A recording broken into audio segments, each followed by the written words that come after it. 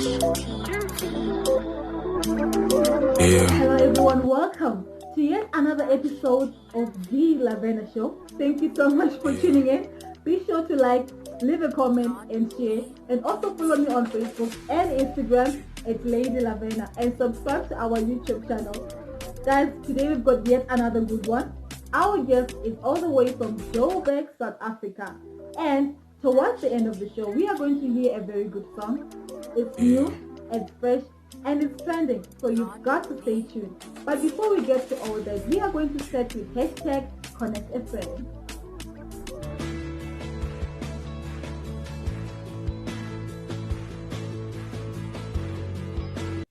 So hashtag Connect a Friend are basically profiles of people you can connect with in business.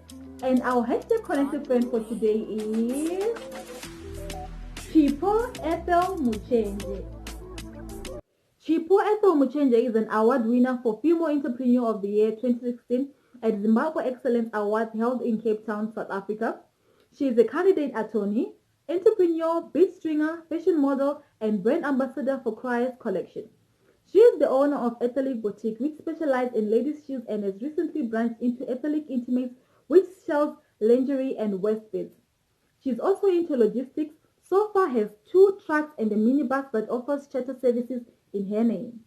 She also holds the Office of Public Relations Officer at Connect Southern Africa, a youth-led social enterprise responding through the intelligent use of technology to the challenges faced by youth in the SADC region.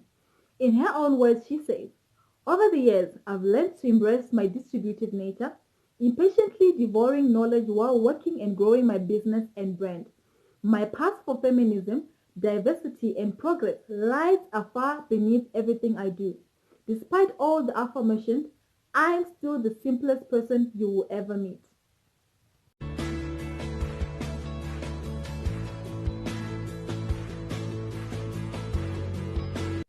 Wow, what a profile, huh? Okay, so our guest for today is all the way from Joburg, South Africa. That's where she's based. Her name is Mrs. Makanza. She's going to share with us a story that most women can relate to. So let's listen and be inspired. Hi everyone, my name is Storm Makanza.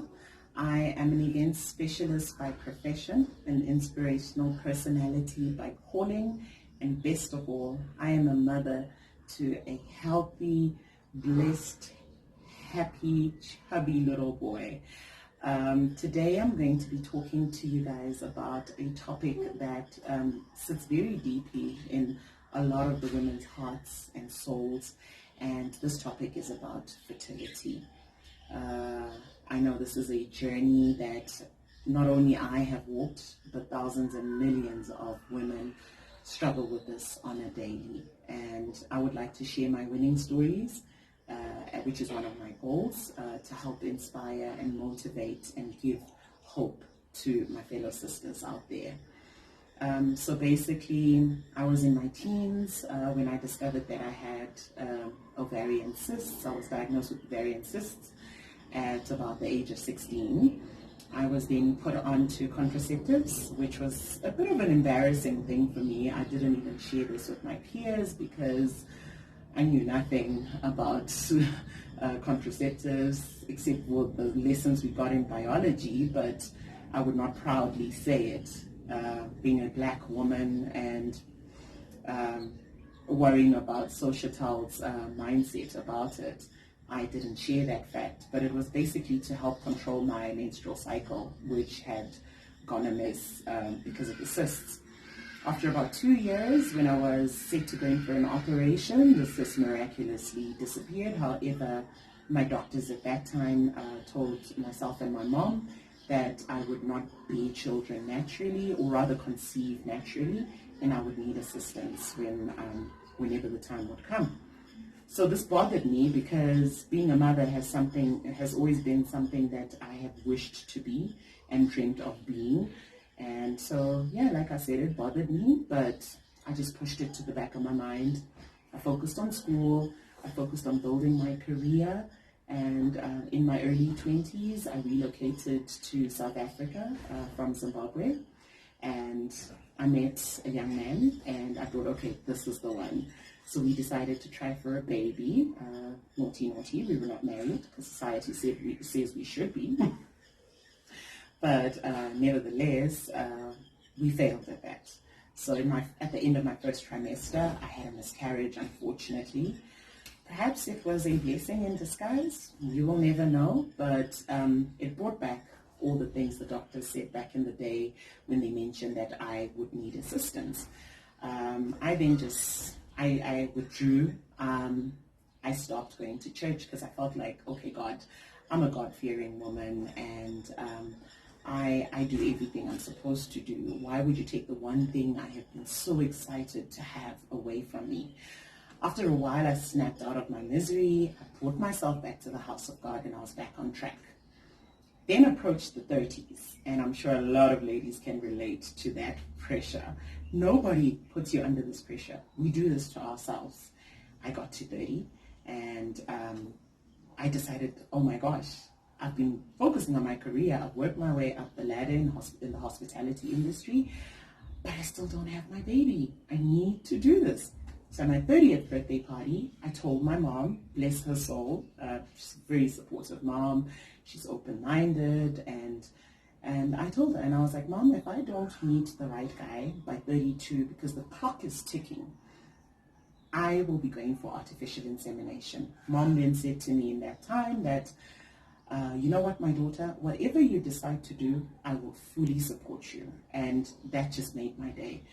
So lo and behold, a year later, I started dating a friend of mine, and we then decided we were going to try for a baby, and we fell pregnant.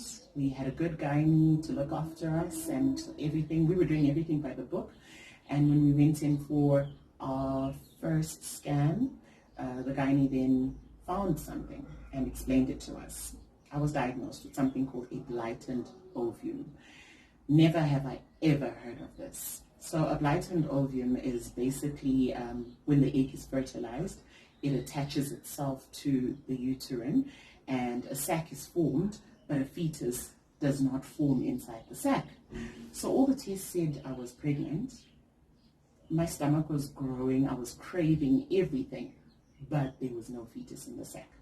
So in that moment, I started to believe all the things that I've heard as I grew up, that maybe it's witchcraft, maybe it's this, maybe it's that. And, you know, like it all started to play with my mind. And the doctor then said the only way to fix that was to do a medical abortion, which I didn't believe in. So I refused. And then after a week, unfortunately, the fetus ejected itself and I miscarried. A month later, so within that period, I started going to one of my flatmates' churches, Pentecostal church. We would do Bible studies, and it was quite intense. And I believe the church helped me so much because it made me see the Word of God in a very different manner. And, you know, like there was a lot of the Bible studies. There was a lot of praying involved. I think because I was more positive, I had also just gone through a medical issue a year before, which was basically a full detox of my body. Literally, after a month, I then fell pregnant again. I had the healthiest pregnancy, ladies. I would go to my doctor, Dr. Kumalo, go for my checkups, and he'd be like, no, everything is fine here. And I'd be like, are you sure? You need to check again. He's like, Storm, your boy is so healthy. There were no issues. I promise you, ladies. Towards the end, he decided he wanted to be a late delivery, and then I had to have an emergency C-section, which I hadn't planned for. I wanted a natural birth, but I was like, looking at these decades I've come through, I will not be risking this little miracle. Ladies, I am here to tell you that if you keep your faith in God, and if you keep praying for your womb, and you ask God for exactly what you want, God will give you exactly what you want. 1 Samuel 1 verse 27. I prayed for a child, and God gave me exactly what I asked for. This is my son, who is now 4 years old, and his name is Aiden. All things are possible. Keep the faith, ladies. Keep praying. All the best. Love you. Aww, isn't she just adorable, guys? Congratulations, Mrs. Makanza. Thank you so much for coming through. Thank you for sharing with us your story. I'm sure a lot of women have been inspired. Ladies, listen. If you're going through the same situation, keep your faith rooted in God. If God could do it for her, I'm sure He can come through for you as well.